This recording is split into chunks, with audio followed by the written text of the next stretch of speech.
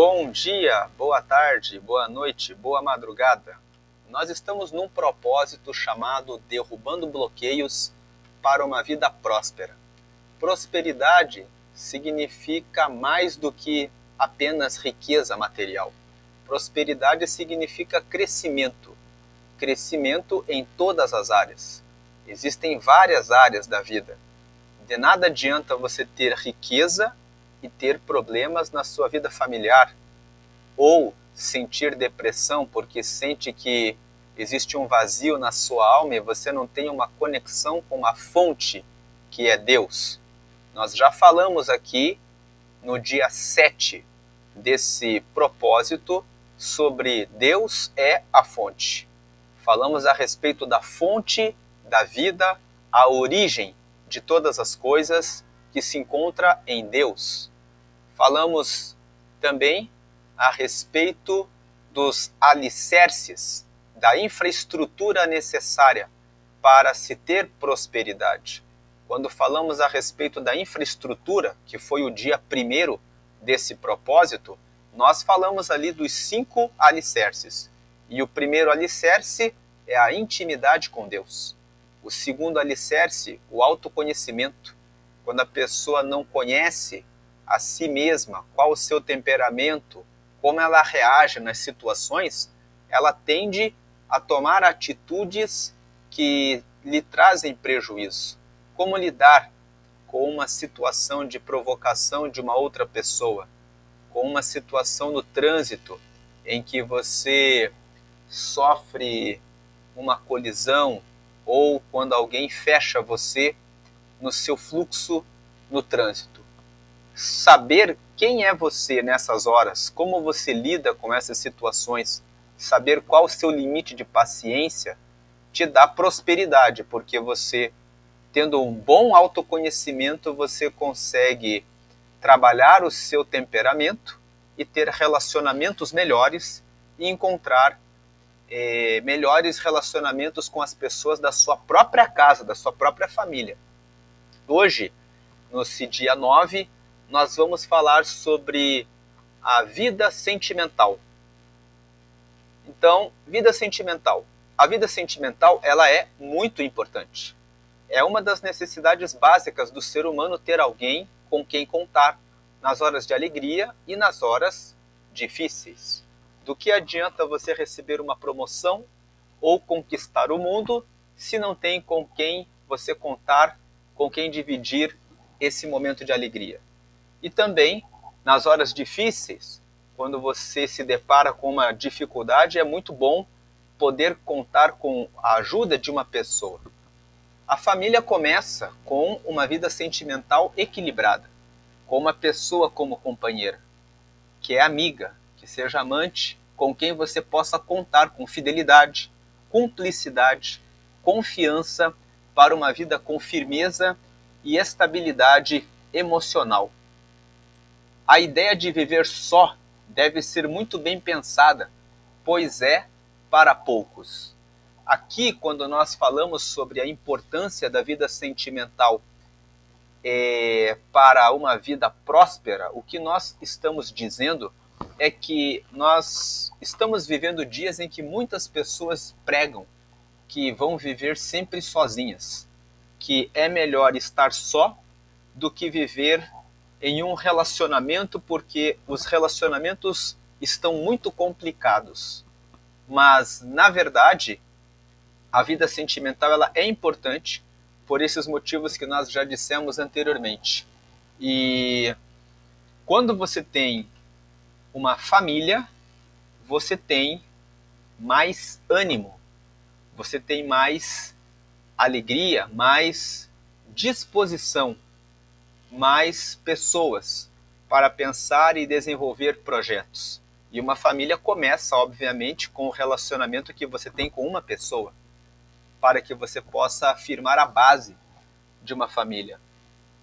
A leitura bíblica sobre vida sentimental está em Gênesis, capítulo 2, versículo 18, e depois o versículo 21 até o versículo 24.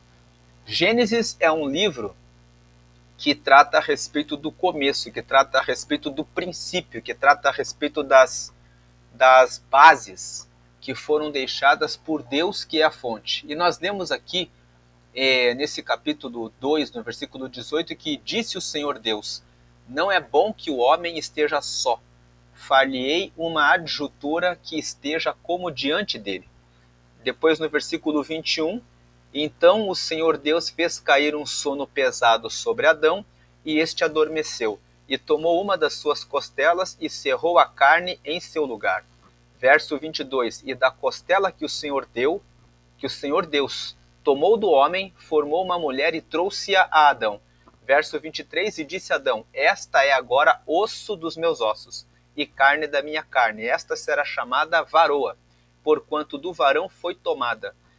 Verso 24, portanto, deixará o varão o seu pai e a sua mãe, e apegar-se-á à sua mulher, e serão ambos uma carne.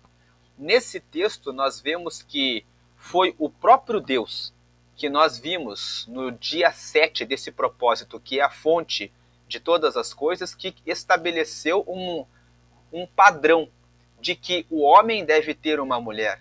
E quando Deus fala que o homem deve ter uma mulher, nós podemos também concluir que a mulher deve ter o seu homem. Assim como o homem deve ter a sua adjutora, a sua auxiliadora, a sua ajudadora, a mulher deve ter aquele que a ajuda, que zela e cuida dela. Então, ter um relacionamento, ter uma vida sentimental, faz parte do padrão estabelecido por Deus como um propósito essencial para constituir famílias. O projeto de Deus é que o homem viva com uma mulher, é o que a mulher viva com o homem, é que os dois sejam osso dos seus ossos, como disse aqui Adão no versículo 23, e que esse osso dos ossos do marido sejam uma só carne. Veja que o verso 24 está ali: deixará o varão o seu pai e a sua mãe, e apegar-se-á à sua mulher, e serão ambos uma carne. Então, Deus estabeleceu unidade entre o homem e uma mulher para formar uma família. E Deus estabelece aqui um princípio de que o homem, quando ele se apega à sua mulher, deverá deixar o seu pai e a sua mãe. Então aqui nós podemos extrair do versículo 24 alguns princípios relacionados à vida sentimental. Quando o homem encontra a sua mulher e ele forma uma carne só com ela, ele deve deixar o seu pai. Então, o homem, que é homem, que se torna homem, não tem mais um pai. Ele passa a assumir a responsabilidade por uma família, ele precisa começar a governar a sua família.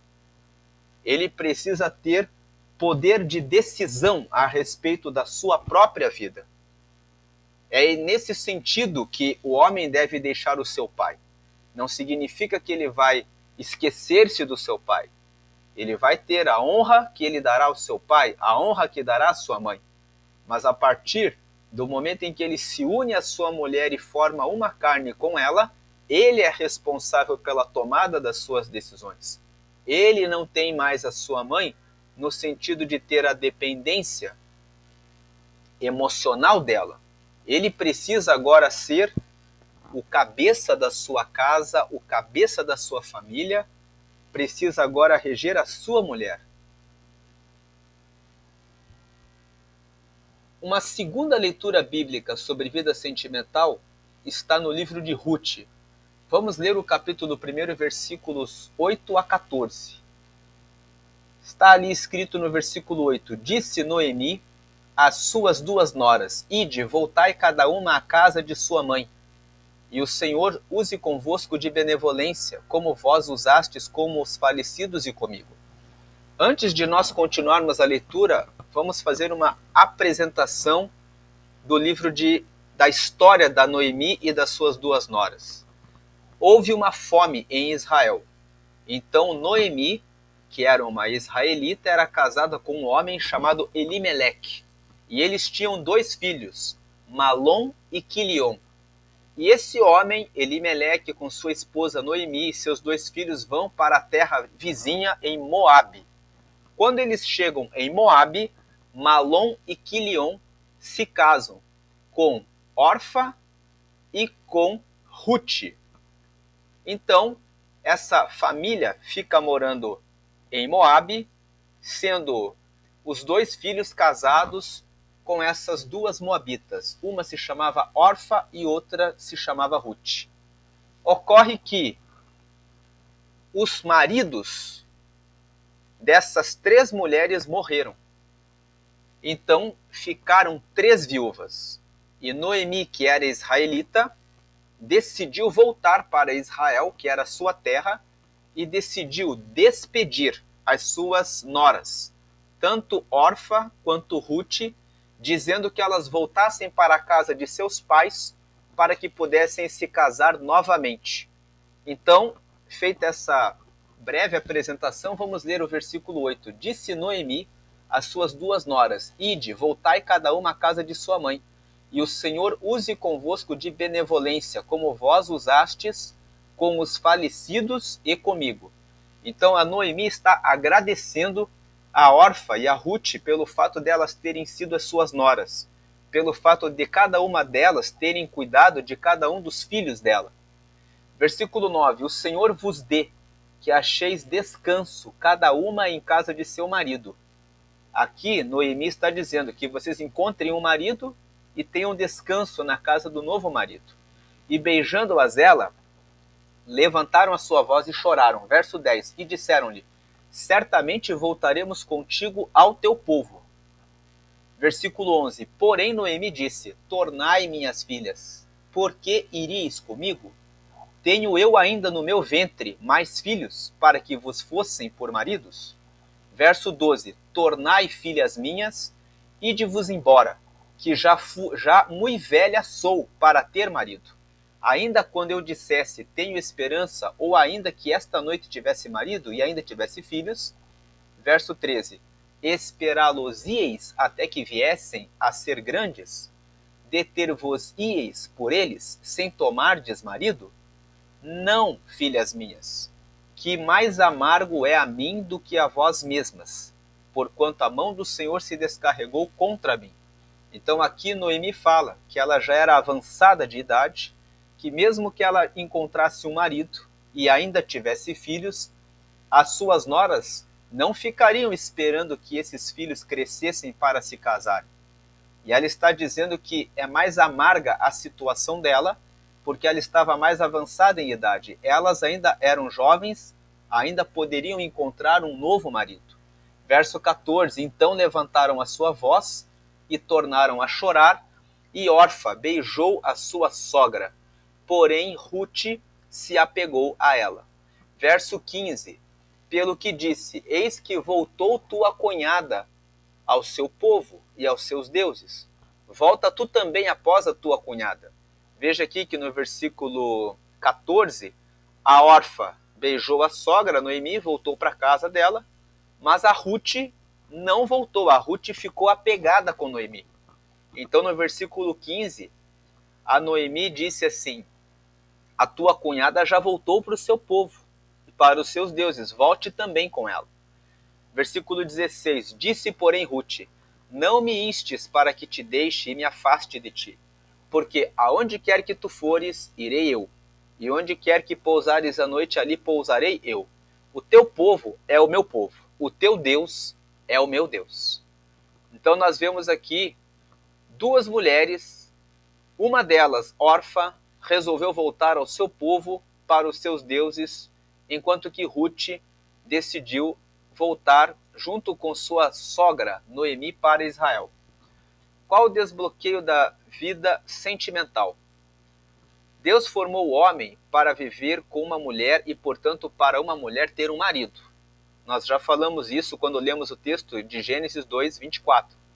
Por isso, quando Ruth ficou viúva, ainda jovem, ela recebeu a palavra de sua sogra. Ali está escrito nora, mas é sua sogra Noemi, para que voltasse para sua casa a fim de encontrar outro marido, reiterando a ideia de que a viuvez que é uma outra forma de você estar só. A primeira forma de você estar só é você sendo solteiro. A segunda é quando você fica viúvo, fica viúva e você decide que você vai ficar só. Você, mais uma vez, vai ficar só. Deve ser a exceção, sendo adotada apenas para as pessoas de mais idade. Veja que a Noemi, ela já tinha mais idade. Quando Paulo fala a respeito da questão de ajudar as viúvas, Paulo faz essa orientação. Ele orienta Timóteo que só deve ser inscrita como viúva aquela que ficou viúva com mais idade, porque aquela que é jovem ainda pode desejar ter um marido. Então, o casal deve buscar a amizade, a cumplicidade, a vida em comum em todas as áreas e o aprendizado de cuidar do outro em tudo que expressa o amor. Muitas pessoas não entendem o amor. Elas pensam que o amor se confunde com a paixão. No último ponto ali, a paixão é diferente de amor. É passageira, é momentânea e egoísta, porque é parcial e preza por uma necessidade de curto prazo. Aquele que está apaixonado, ele superdimensiona uma característica da pessoa por quem está apaixonado. Pensa como a pessoa é inteligente, como a pessoa é comunicativa, como a pessoa é maravilhosa, como a pessoa é incrível, como a pessoa é excelente naquilo que faz, como a pessoa é bonita. Então, percebe-se que aquele que se apaixona, ele não pensa nas responsabilidades, ele não pensa naquilo que ele pode doar para ajudar aquela outra pessoa e o que ele pode receber também. Num relacionamento em que de amor existe reciprocidade, existe unidade, existe um plano de ter uma vida em comum por toda a vida com a pessoa. Enquanto que a paixão, ela se conecta com a outra pessoa por uma situação específica e momentânea. O amor é para uma vida toda e é um investimento no outro, ligado com a responsabilidade de cuidar do outro. É quando você se dedica a amar o outro, que você recebe também o amor do outro. Quando esse outro também está comprometido com o casamento. É claro que muitas pessoas dedicam o seu amor ao outro, mas essa outra pessoa, quando não tem o mesmo propósito, o mesmo comprometimento, talvez ela vai esmagar o seu amor, o seu cuidado. Então você vai concluir que tomou uma decisão errada em ter estabelecido uma união com essa pessoa. Mas o amor, quando está dentro de um relacionamento em que os dois têm uma unidade de propósito, os dois vão se dedicar a cuidar do outro.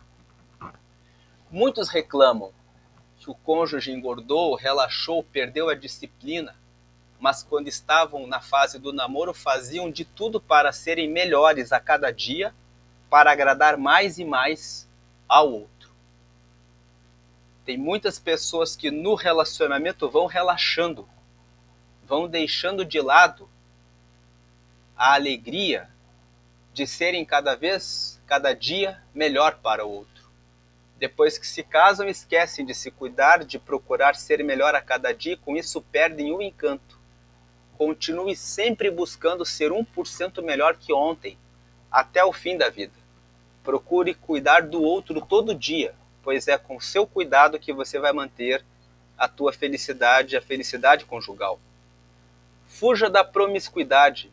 Ela trará confusão a você e dificuldade para prosperar. Provérbios, no capítulo 5, Salomão fala a respeito daquele que se entrega para o adultério, daquele que procura em uma mulher de fora do seu casamento um relacionamento. E Salomão fala da divisão do patrimônio, da divisão do cuidado, da divisão da atenção, da destruição da própria vida, quando a pessoa destrói o seu próprio casamento, o seu próprio relacionamento.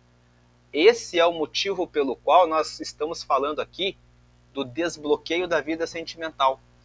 A vida sentimental, ela é importante, porque ela atende a uma necessidade do homem, atende a uma necessidade da mulher de compartilhar as suas alegrias, de ter uma pessoa no momento das suas dificuldades, de ter uma pessoa com quem ela tenha unidade, de ter uma pessoa com quem ela desenvolva os seus projetos. Esse projeto de vida sentimental é um projeto do próprio Deus, como nós fizemos a leitura do texto. E quando nós lemos o texto de Ruth, nós lemos o texto de Ruth porque Ruth, Noemi e Orfa ficaram viúvas. E Noemi tem tanta compreensão de que elas são mulheres jovens, que elas precisam de maridos para que elas possam ter a sua vida, que Noemi libera as suas noras para que voltem para a casa dos seus pais e aconselha que elas procurem maridos. E ela diz que ela estava amarga. Por que Noemi fala que estava amarga? Porque ela ficou viúva e também perdeu os seus filhos. Então ela volta para Israel sem uma família. Ruth se apegou a ela e voltou com ela para Israel. Avançando agora na história de Ruth, que nós não lemos, e eu vou apenas relatar aqui o que aconteceu lendo os outros capítulos de Ruth.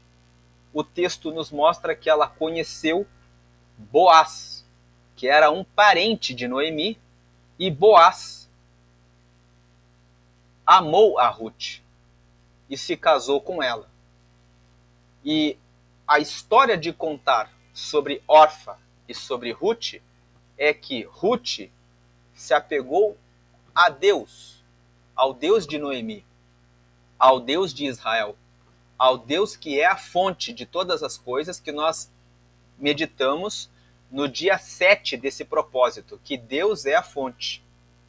Ela voltou para a família de Noemi e encontrou um novo casamento, encontrou novamente a sua vida conjugal, a sua vida sentimental, e dela ter encontrado esse relacionamento, ela pôde estar ali amparando a sua sogra, amparando a Noemi.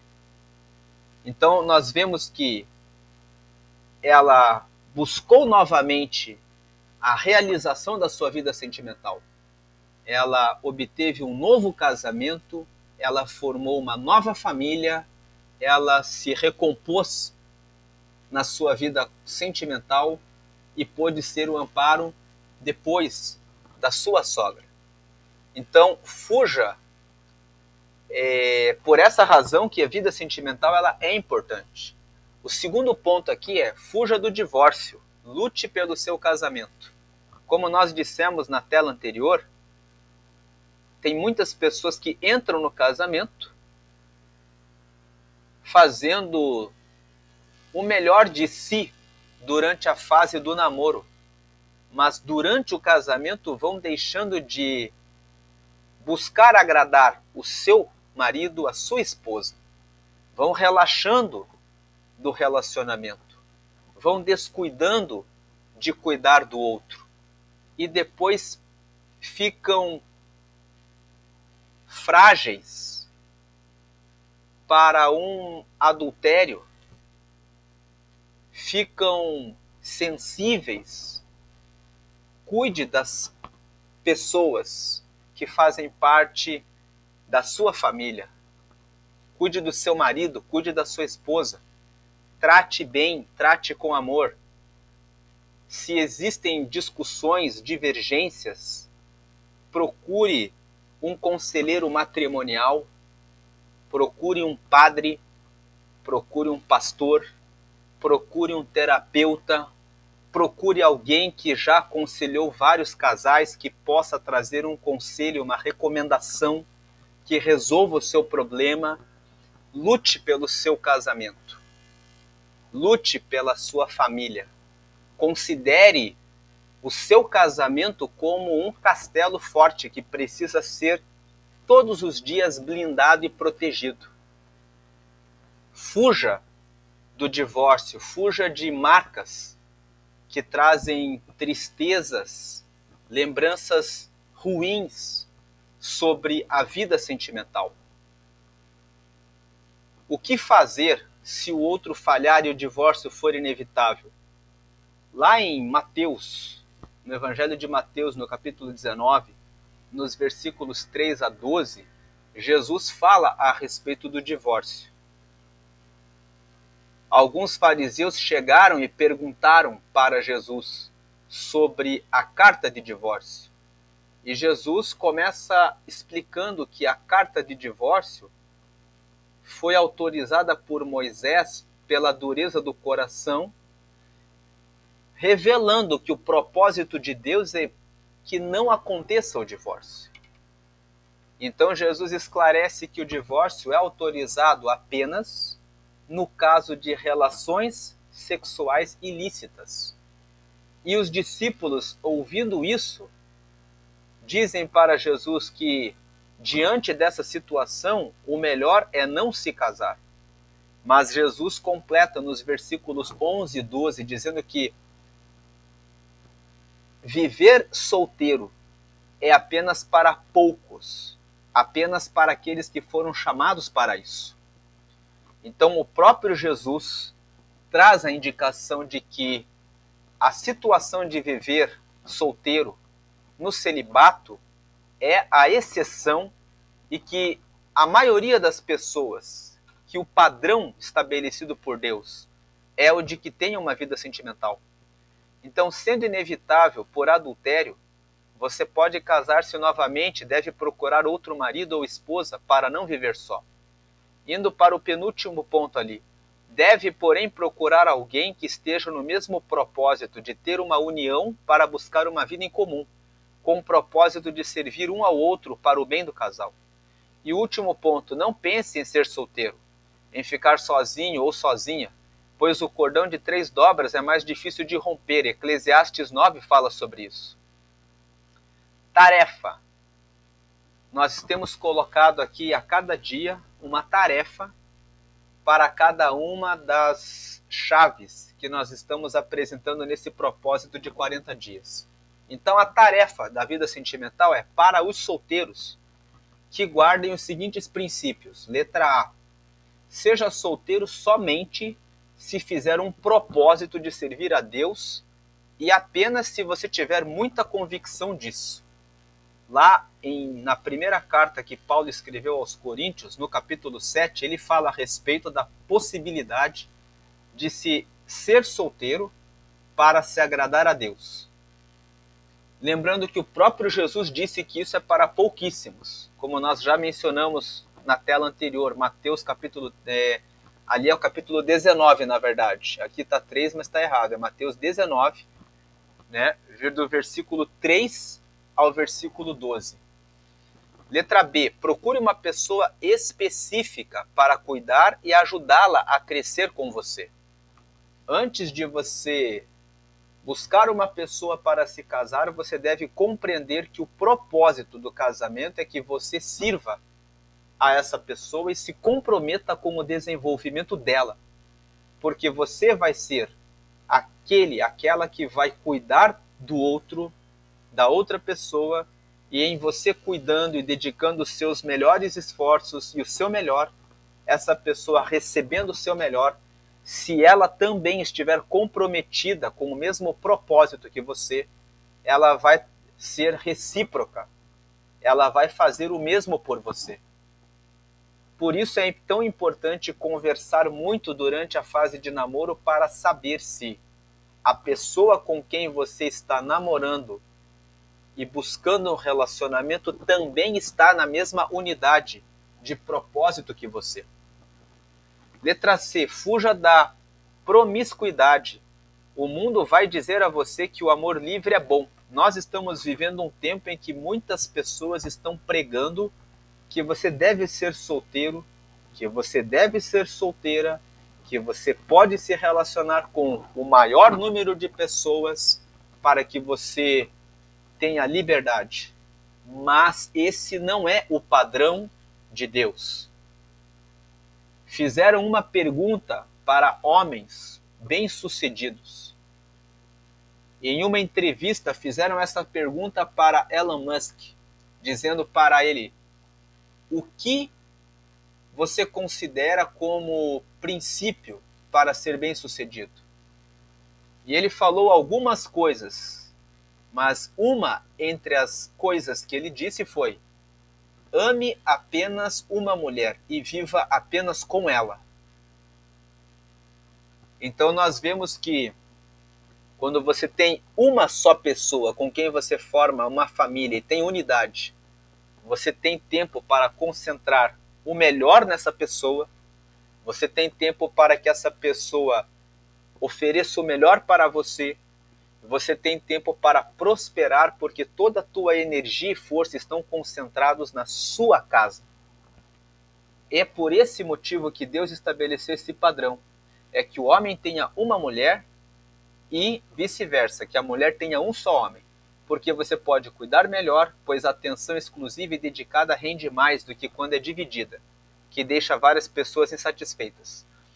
Agora, o desafio, a tarefa da vida sentimental para os casados. Ali no ponto de baixo ali. Façam o melhor para agradar ao outro e seja recíproco para devolver o melhor ao outro. Ainda nos casados, se estiverem com dificuldades em alguma área, falem para o outro o que incomoda. Podem fazer uma lista com 3 coisas que amam em você e 3 coisas que detestam em você. E trocarem a lista um com o outro e conversarem sobre ela, com o compromisso de melhorarem nos defeitos apontados para alcançarem mais amizade, harmonia e irem adiante. Com relação ao divórcio, se você foi traído ou foi traída, você tem a liberdade para se divorciar e casar novamente. O próprio Jesus disse isso no Evangelho de Mateus, no capítulo 19, como nós fizemos menção, dos versículos 13 ao versículo 12. Agora, já com mais maturidade, se você optar, você também pode perdoar e pode decidir manter-se nesse casamento. Cada pessoa tem o seu limite, cada pessoa sabe das suas capacidades em relação ao outro. Mas se você não tolera, não tem condição de manter-se nesse casamento e se divorciar, você já tem mais maturidade. Então procure casar-se com alguém que seja amigo, companheiro, que tenha cumplicidade com você, que tenha valores de fidelidade, honestidade e condição econômica suficiente para suportar uma vida conjugal, para não sofrer o que não precisa. Conclusão. Entenda que Deus formou homem e mulher para viverem em uma relação de intimidade, de marido e mulher. Ponto 2. O celibato, que é o viver sozinho, é a exceção.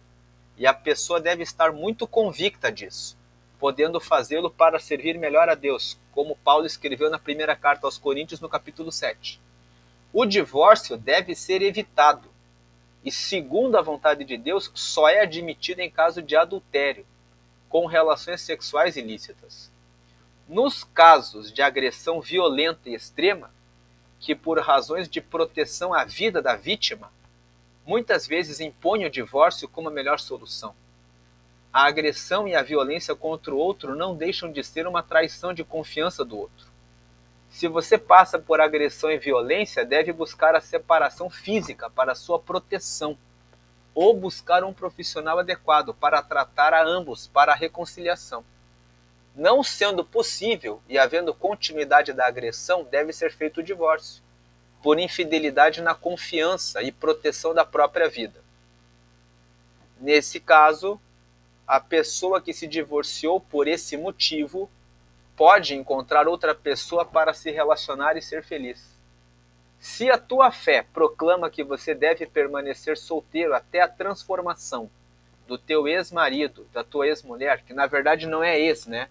Na verdade é aquela pessoa com quem você convive, que te agrediu e que você se separou fisicamente, e a tua fé pensa: eu vou esperar que essa pessoa se recupere, eu vou pedir a Deus que transforme essa pessoa, e que você deve ficar só durante esse período.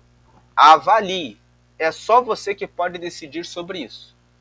De acordo com as leis, o divorciado nesses casos de agressão fica livre para casar novamente para reconstruir a sua vida. E entenda que vida sentimental é importante para a vida porque é dela que surgem as famílias, que são a base da sociedade. Porque é a vida em família que traz segurança, proteção, amor, sentimento de ser amado, confiança, relacionamentos bons que trazem estabilidade emocional e formam a pessoa para a cidadania e um espaço social e coletivo melhor que beneficia a todos. Viver solteiro, viver solteira, torna a vida mais difícil. Estou falando aqui quando a pessoa vive solteiro ou vive solteira e tem o comprometimento em seguir uma vida com Deus. E mesmo aqueles que se divertem muito com lazer podem sentir-se vazios, tendo uma vida mais triste nesse aspecto. Tem aquele solteiro, tem aquela solteira que vive no mundo, que não está preocupado com o comprometimento com Deus, que sai com muitas pessoas, mas no momento em que ele se sente que está sozinho, num momento difícil, ele sente a falta de ter uma pessoa com quem ele pode contar. Ele, quando quer realizar um projeto maior na sua vida, ele sente que se tivesse uma pessoa do lado, poderia ir mais longe. Então, se você vive solteiro de forma tranquila, viva bem e seja feliz permanecendo e ser feliz. Mas se você sente o peso de estar sozinho, saiba que você é normal e busque alguém que seja decente, que ande na direção de Deus para decidir bem e ser feliz. Quando você está bem na vida sentimental, você é melhor no mundo. A vida sentimental é importante. Cuide dela e seja feliz. Essa é a palavra de hoje. Deus abençoe. Amém, amém.